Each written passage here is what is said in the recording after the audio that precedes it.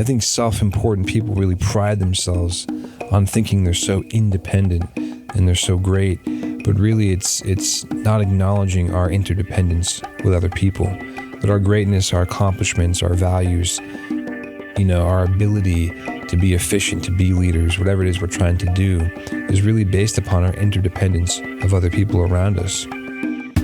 Nothing you do matters unless what you do matters. I'm Amadon DellErba, and this is Get Real or Die Trying.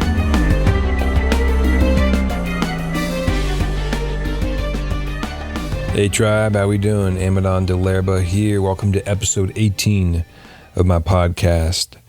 Today's episode is called Self-Awareness, Growing Out of Self-Importance. The root of self-mastery, in my opinion, is self-awareness. And while the root of suffering is self-importance. Coming out of self-importance into self-awareness is a painful process. I think it's happening to me right now in many ways, and that's why I wanted to talk about it. Because in revealing these terrible traits about myself, I'm identifying some of the ideas and concepts around self-importance and the duality of the fact that at the same time, I'm trying to become more increasingly self-aware. But, self-awareness is really relinquishing of control and of false identity. It's tearing down the walls in our consciousness that we build to supposedly protect our fragile egos and our attachments. It's coming down off of our ivory towers of understanding.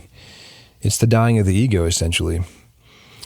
Moving from self-importance to self-awareness is like stepping off the stage where you're being applauded by the adoring audiences, and it's like going into a small, quiet room with a mirror in it. And when you stare into that mirror, you only see your imperfections and weakness. There's no applauding, there's no adoring here. There's only the deafening silence of seeing your own ugliness. And that's okay. We all have times in our lives where we need to be willing to go into that room and to do that. What really is self-importance? The dictionary definition, I believe, of self-importance is having or showing an exaggerated opinion of one's own importance, essentially, and acting pompously or conceited or haughty. So I think all human beings can be self-important at times, especially strong people, natural leaders, people who are in positions of power, people recognized for their talents. Basically anyone that is very capable and successful really seem to be more susceptible to becoming too self-important. I think I see this in the world a lot with lawyers, doctors, CEOs, authors, celebrities, people who have accomplished a lot in their life and have some type of illusion of power and importance can form that own self-importance. But anybody can, not just those people I mentioned. Self-importance really actually leads to self-isolation. It pushes others away, and it makes us non-approachable. So when you're self-important, everything becomes personal. You take everything personally and become easily offended. And I know this personally because I can be like that. And I think the opposite is that self-awareness is welcoming, and it makes us approachable. It makes us welcoming to other people's opinions, ideas, support, correction. Self-importance blinds us to our own weaknesses and distorts our view of strength in others, I feel. And I feel that insecurity is a symptom of self-importance. It's an interesting thing because you think you're confident and you're operating from your ego, but that insecurity actually builds in you when you're self-important because you base your security and your confidence off of the, admiration, the recognition, and these false charms, so to speak, of others. And you're really not actually truly confident in self when your importance is validated by anybody else. I think self-important people can often live with a sense of underappreciation. They never feel like they're appreciated enough. They're always looking for validation and want recognition. They love to be noticed and they need constant acknowledgement. Self-important people expect agreement. They feel offended when they're challenged. They always have the answer. It's always right. They have the answer to everything. They think they know everything. They idolize the various trappings of power. They have no problem supporting someone who they view as weaker around them and who aren't a threat to them, but they actually compete with people who are competent. And, whether those competent people may be family members, colleagues, associates in the workplace, if they have any level of competence, competition enters. They have no problem working to advance themselves, even if it disadvantages others around them. And self-important people bristle at being under authority. They want to be the authority. And I can say these things because I've evaluated them in my own self and these traits and identified them, and it's an ugly process. And I think that every human being can go through this at some time in their life until they're knocked off their high horse, so to speak. And the humility is really the answer. And this reminds me of a book by author Stuart Wilde. In The Art of Redemption, he talks about practicing the three graces: generosity, kindness, and respect.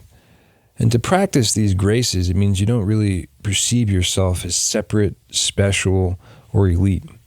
You recognize your interdependence of all things and all people. And to me personally, that's a key factor here. It's really about interdependence versus independence. It's a concept my spiritual teacher and elder and my father, Gabriel of Urantia, has been talking about for years. Interdependence.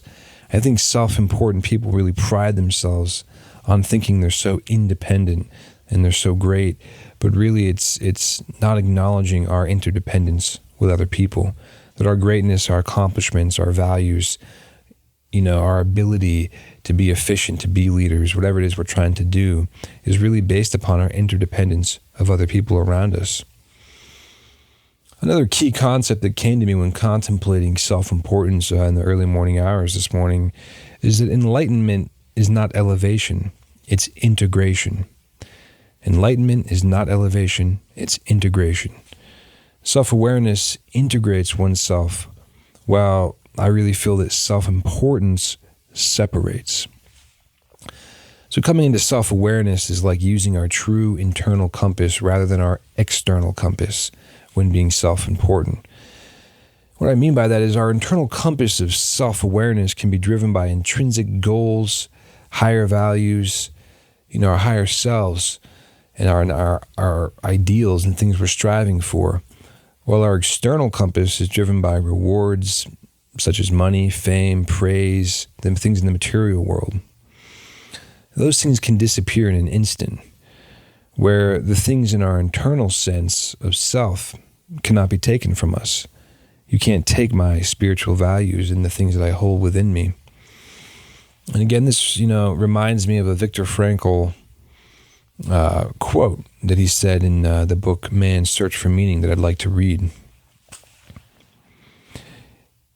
He says, everything can be taken from a man, but one thing, the last of human freedoms, to choose one's attitude in any given set of circumstances, to choose one's own way.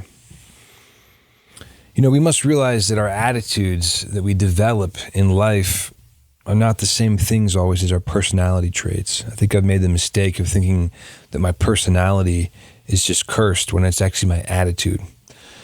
We can change our attitudes with discipline and persistence.